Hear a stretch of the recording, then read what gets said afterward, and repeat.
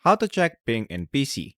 So that is what I'm going to show you guys in this super quick and easy tutorial. So let's get into it. So the first thing that we need to do right here is to of course open our desktop, and then once you are now here on the search bar, just search for CMD. After that, make sure that you run it as administrator. And then once you are now here, what we are going to do is to just type ping and then space and then type google.com. After that, just click enter.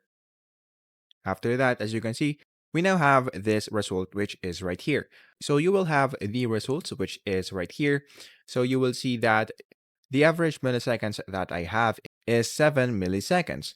So that is a good sign because it is below 20 ms, which means that the internet is good. So after that, if you want to still check it through a browser, then what we're going to do is to open your browser, which is right here, and then type ping check. After that, just go here and scroll down until you see this ping test by bandwidth place. So click on that. And then in this part, just click begin test right here. And then of course, they will get your download speed and of course, the upload speed. And then after that, once it is done, you will not be able to see your ping. So all you have to do is to wait for it to finish, and then that should be it. So that is basically it. That is how easy it is. That is how to check ping in PC.